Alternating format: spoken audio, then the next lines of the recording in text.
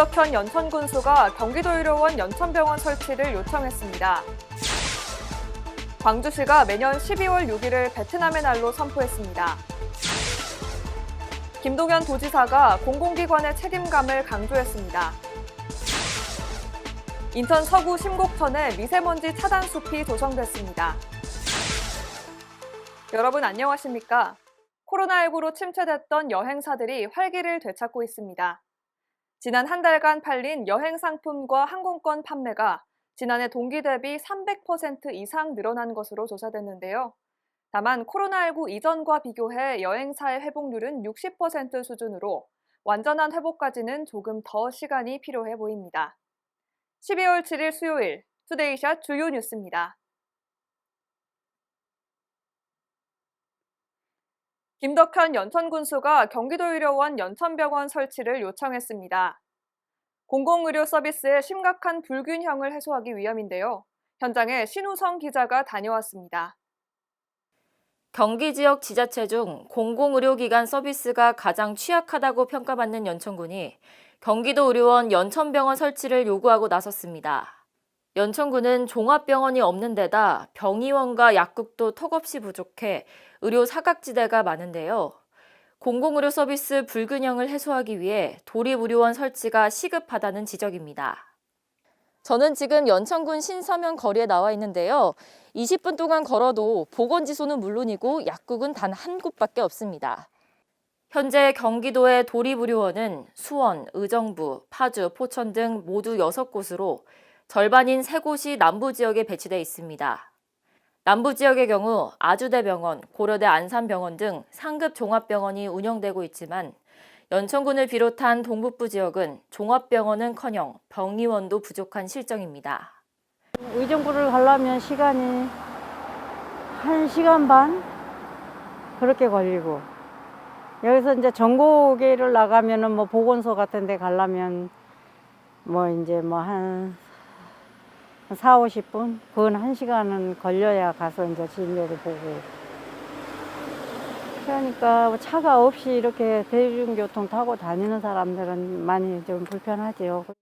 상황이 이렇다 보니 경기도의료원 연천병원 설치를 요구하는 지역의 목소리는 점점 커지고 있습니다. 연천 구민의 28%가 65세 이상으로 초고령 사회에 진입하다 보니 응급 상황이 발생할 확률이 높아 지역 응급의료센터까지 가기 위해선 최소 1시간 이상 소요돼 환자를 살릴 수 있는 골든타임 확보가 사실상 어렵다는 지적입니다. 연천 군민이 특히 신서면 지역 주민이 대형 병원이 있는 의정부까지 나가려면 1시간 이상 소요되거든요. 그럴 경우 시간을 다투는 응급 환자에게는 생사의 기로에 서게 됩니다. 그렇기 때문에 지금 도립의료원을 연천군에 유치해야 된다는 당위성과 시급성을 갖고 있는 거거든요. 그래서 의정부나 파주에 있는 그런 그 시 단위에 있는 도립의료원을 연천군으로 이전 배치하자, 그런 그 제안을 드리는 겁니다.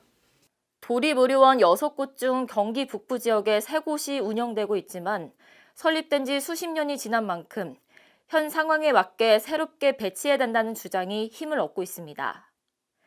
이렇다 보니 연천군은 공공의료 서비스 불균형 문제 해소를 위해 도립의료원 설치를 요구하고 있는 겁니다.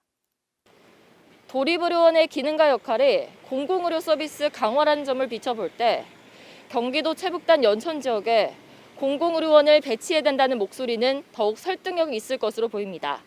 일간경기TV 신우성입니다. 광주시가 응우옌 수원 푹 베트남 국가주석 방문을 기념해 매년 12월 6일을 베트남의 날로 지정했습니다.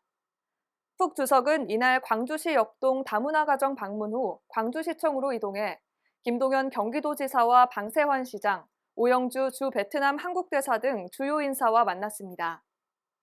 방 시장은 푹 주석에게 베트남과의 폭넓은 경제적 교류와 우호관계 증진에 최선을 다하겠다고 말했습니다. 남한산성 아트홀에서 열린 한 베트남 합동 전시회와 공연에서는 한복 전시와 베트남의 민요, 밤부 댄스가 무대에 올라 양국 간의 문화 교류의 장이 연출됐습니다. 김동연 경기지사는 공공기관이 책임을 다하지 않으면 그 피해는 도민에게 간다며 공공기관장에 대한 강력한 리더십과 책임의식을 주문했습니다. 김동연 지사는 오늘 오전 열린 주간 실국장회의에서 책임의식과 소명의식을 강조하며 최근 불거진 공공기관장 기강회의를 비판했습니다. 화물연대 파업과 관련 상황이 엄중한 만큼 정치적 대응을 걷어내고 합리적인 도정과 타협을 위해 양측의 노력이 필요하다고 말했습니다. 광역버스 입석 중단에 대해서도 전세버스 추가 투입 등 도민의 불편 최소화에 나설 것을 당부했습니다.